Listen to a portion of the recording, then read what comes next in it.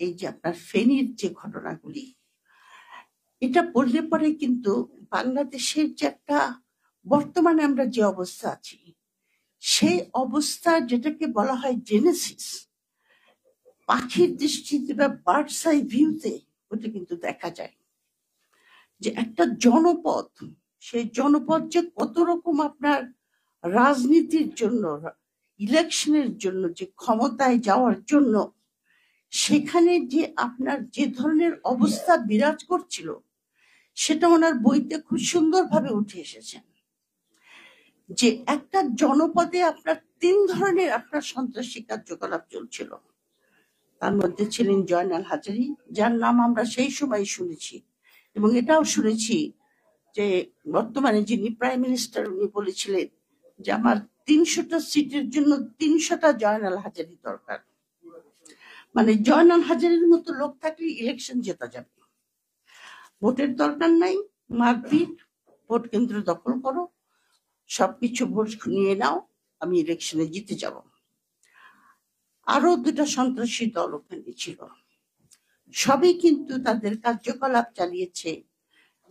প্রথম কথা, কার্যকলাপটা হলো এই যে ওখানে একটা নির্বাচন হবে এবং নির্বাচনে কারা জিতবে, আর নির্বাচনে জেতা মানেই বাংলাদেশে আমরা অনেক কিছু করতে পারবো। কিন্তু ফেনীতে যে ঘটনাগুলি ঘটেছে ইলেকশনকে কেন্দ্র করে, এবং সুলেমান সাহেব যে দৃঢ় হস্তে জিনিসগুলিকে দমন করেছেন, এবং পুঙ্খানুপুঙ্খরূপে বইতে উঠে এসেছে যে উনি কিভাবে দৃঢ় হস্তে আপনার এই যে বিভিন্ন সন্ত্রাসী দলগুলির কার্যকলাপ, চাঁদাবাজি, খুন, সন্ত্রাসী, ভোট কেন্দ্র দখল থেকে শুরু করে যে কোনো জনহিতকর কার্যের ব্যাপারে তাদের যে নেতিবাচক ভূমিকা, সেটা কিন্তু উনি সুন্দরভাবে, বলিষ্ঠভাবে সেটাকে উনি দমন করেছেন, এবং নির্বাচনটা খুব সুন্দরভাবে ওখানে হয়েছে, নিরপেক্ষভাবেই একটা নির্বাচন হয়েছে। কিন্তু যে কথাটা আমাদের মহাসচিব সাহেব একটু বললেন, হাই যখন কথাটা বলছেন যে সময়ের কথাটা আপনাদের মনে রাখতে হবে। আমরা উনি করতে পেরেছেন, নিশ্চয়ই ওনার যথেষ্ট কৃতিত্ব আমি দেব। ওনার সাহস, চরিত্রের দৃঢ়তা, ওনার বিশ্বাস, সবকিছু মিলিয়ে উনি যেটা করেছেন, তার জন্য ওনাকে সহস্র সহস্র অভিনন্দন। কিন্তু এই কথাটা আমাদের মনে রাখতে হবে যে সে সময় একটা কেয়ারটেকার গভর্নমেন্ট ছিল, লতিফুর রহমান সাহেবের কেয়ারটেকার গভর্নমেন্ট ছিল। মানে যে কথাটা আমি বলতে চাচ্ছি রাজনীতির ছাত্রী হিসাবে, যে আজকে বাংলাদেশের এই অবস্থা যে এসেছে, এই অবস্থাটা এসেছে ধারাবাহিকভাবে ক্রমান্বয়ে। কিন্তু উনি ফেনীতে যেটা করেছেন, অথবা ওই সময়ের ইলেকশনটা যে হয়েছে 2001 সালে, যে নির্বাচনটা গ্রহণযোগ্য ছিল, কেয়ারটেকার আন্ডারে যতগুলি নির্বাচন হয়েছে সবগুলি কিন্তু গ্রহণযোগ্য ছিল। কিছুটা যে ইরেগুলারিটিস হয় নাই তা নয়, কিন্তু মোটামুটি ভাবে গ্রহণযোগ্য নির্বাচন ছিল। 2001 সালের নির্বাচনটা তাই, সেটা একটা কেয়ারটেকারের। কিন্তু আজকে আমরা কোন অবস্থায় এসে পৌঁছেছি এবং কেন? কারণ আপনার এই জিনিসটা আমার কাছে কিন্তু খুবই অবাক লাগে, এবং আমার মনে হয় মাহবুবুর মান্না ভাই এবং ডক্টর মাহবুবুল্লাহ এনারা বলতে পারবেন, কারণ এনার ছাত্র রাজনীতির সঙ্গে জড়িত ছিলেন। এই যে আমাদের ভিতরে, যেটা মাহমুদুর রহমান মান্না সাহেব একটু বললেন, আমাদের ভিতরে যে সম্পূর্ণ একটা নিষ্ক্রিয়তা, বিবেকহীনতা, একের অপরের প্রতি সহমর্মিতা, কিছুই যে নাই, হারিয়ে গেল। কেন কেন হারিয়ে গেল? এটার কারণই হলো যে বাংলাদেশের রাজনীতি 2006 সালের নির্বাচনের পর থেকে আপনার ক্রমান্বয়ে রাজনীতি সন্ত্রাসী এবং দুর্নীতি এবং একটা আখাখানায় পরিণত হয়েছে, যেটা সমাজকে বিচ্ছিন্ন করে দিয়েছে, মানুষজনকে এমন একটা পর্যায়ে নিয়ে গেছে যে মানুষ এখন খালি নিজের কথা ছাড়া আর কিছু চিন্তা করে না। যেখানে নির্বাচন, যে কোনো দেশে আপনি যদি তাকিয়ে দেখেন যেখানে সুস্থ নির্বাচন হয়, আমি যদি ধরেন বিদেশি, ধরেন ওয়েস্টার্ন কান্ট্রি নির্বাচনের কথাগুলি বলি, সেখানে আপনি দেখেন ফার্স্ট অফ অল তাদের নির্বাচনটা এমন একটা অবস্থায় হয় যেখানে ব্যুরোক্রেসি থেকে শুরু করে ল এনফোর্সিং এজেন্সি, আপনার বিচার বিভাগ, সরকার, সবাই নিউট্রাল, কমপ্লিটলি নিউট্রাল। সরকার তো নিউট্রাল থাকেই, কারণ সরকার রিজাইন করে, সিটিং সরকার রিজাইন করে, ওখানে একটা ইন্টারিম গভর্নমেন্ট তৈরি হয়, ছোট একটা সরকার, খালি ডে টু ডে অ্যাডমিনিস্ট্রেশন করার জন্য। সেই সরকারটাও যেন নির্বাচন প্রক্রিয়াতে কোন রকম ইন্টারফেয়ার করতে না পারে, সেজন্য আপনার ইউকের মতো দেশে, যেটাকে বলা হয় মাদার অফ পার্লামেন্টারি ডেমোক্রেসি, 700 বছরের ইতিহাস তাদের, সেখানেও তারা রিসেন্টলি আইন পাশ করেছে যে আপনার সরকারের কোন আমলা এবং কেউ যদি নির্বাচনের পক্ষ নেয় তার বিরুদ্ধে কি কি অ্যাকশন নেওয়া হবে। এইরকম একটা স্ট্রিক্টলি নিরপেক্ষ সরকারের আন্ডারে নির্বাচনের প্রয়োজন। সেখানে আমরা 2011 সালে কেয়ারটেকার গভর্নমেন্টটাকে 15 অ্যামেন্ডমেন্টের সাহায্যে শেষ করে দিলাম। কিন্তু দুঃখের বিষয় হলো এই প্রশ্নটা আমি ডক্টর মাহবুবুল্লাহ এবং মাহবুবুর রহমান মান্না দুজনের কাছে রাখবো, যে যখন এই ঘটনাটা ঘটলো যে কেয়ারটেকার গভর্নমেন্ট চলে যাবে, এবং সবচেয়ে ইন্টারেস্টিং হলো যে কথাটা এখনো কিন্তু লোকে বলে না, এবং আমি একটা ফখরুল ভাইকে রিকোয়েস্ট করবো যে আপনারা হাইলাইট করেন যে কোন পার্লামেন্টারি গভর্নমেন্টে হাউসকে রেখে নির্বাচন হয়। একটা এক্সাম্পল আমাকে দেখান, পৃথিবীর কোন দেশে পার্লামেন্টকে রেখে নির্বাচন হয়। পার্লামেন্ট রিজলভ হয়ে গেলেই আপনার নির্বাচন হতে পারে, কিন্তু আমরা পার্লামেন্টকে রেখে নির্বাচন করি। তার মানে যখন একটা নির্বাচন হয়, সিটিং 300 এমপি আছে, আবার ওই সিটে আবার 300 জন আপনার দাঁড়াচ্ছে। কিন্তু আমাদের এখানে কিন্তু সুশীল সমাজ বলেন, ইন্টেলেকচুয়াল বলেন, কেউ কিন্তু কোনো প্রতিবাদ করে নাই। মান্না ভাই, তখন কি মানুষের চরিত্র এতখানি ডিটোরিয়েট করেছিল 2011 সালে যে কেউ কোনো কথা বললো না?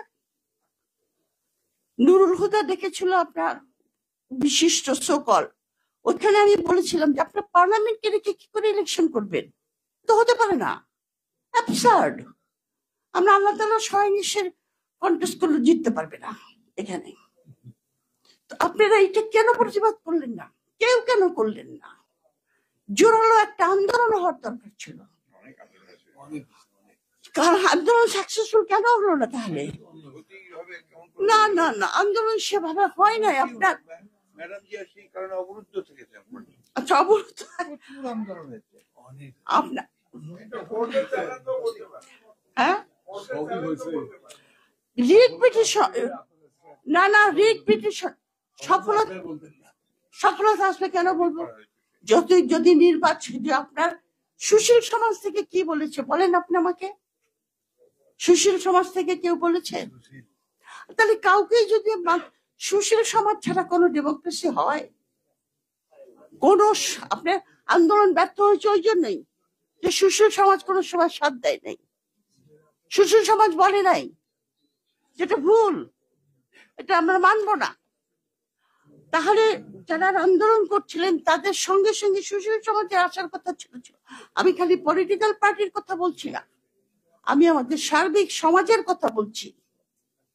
কেউ প্রতিবাদ করেনি, কেউ করেছে আন্দোলন, রাস্তায় হয়তো হয়েছে, কিন্তু যদি সুশীল সমাজ সেভাবে এসে যেতেন তাহলে এই ঘটনাটা ঘটতো না। 2014 সালে যখন নির্বাচনের সময় বেগম জিয়াকে অনেক ক্রিটিসাইজ করা হয় যে কেন বিএনপি নির্বাচন, এখনো বিএনপি কে এইভাবে নির্বাচন আপনার ক্রিটিসাইজ করা যায়। সেদিনই আমি শুনলাম দেবপ্রিয় ভট্টাচার্য বলছেন যে কেন বিএনপি এরকম ভাবে নির্বাচনে আসে না, কেন বিএনপি বাইরে বাইরে ঘুরে বেড়ায়। আরে বেটা, বিএনপি নির্বাচনে এসে হারবে তো, জানার কথাই তো। 2014 সালে উনি আসেন নাই, বেগম জিয়া। অনেক ক্রিটিসাইজ অনেকে করা হয়, কিন্তু আমি করি না। কারণ কি জানেন? আসলে পরে হারতো, এবং উদ্দেশ্যটাই ছিল, আমাদের একজন বন্ধু আছেন প্রতিবেশী রাষ্ট্র, তাদের উদ্দেশ্যটাই হলো যে বিএনপি কে কোনো মতো মানিয়ে, আমি ভাই আমাকে ভুল হলে মাফ করে দিন। না না, আপনার কথা আপনি বলবেন। কোন রকম মানিয়ে বিএনপিকে একটা বি টিম হিসাবে যদি ঢুকানো যায়, মানে বি টিম, আমরা সুজানীতি মেনে নেব, আমরা আধিপত্য মেনে নেব, কিন্তু আমরা নির্বাচন করব, কিন্তু আমরা জিয়াউর রহমানের স্বপ্নের মতো সেরকম বাংলাদেশ না, অন্য একটা বাংলাদেশ, যেটা বেগম জিয়া রাজি হননি। 2018 সালে বিএনপি ইলেকশন করেছিল তো, কয়টা সিট পেয়েছে? 7টা সিটে কি হয়েছে? 7টা সিটে আপনার পার্লামেন্টটা লিগালাইজ হয়েছে। হ্যাঁ, ইলেকশন তো হয়েছে, মেজর পলিটিক্যাল পার্টি ইলেকশনে চলে আসছে, আর কি চাই? 5টা বছর আপনার আজকে যে স্বৈরতন্ত্র বসে আছে তারা কনসলিডেট করা, আমি ধারাবাহিকভাবে দেখে দিতে পারবো, আমার অনেক আর্টিকেল আছে এটার উপরে।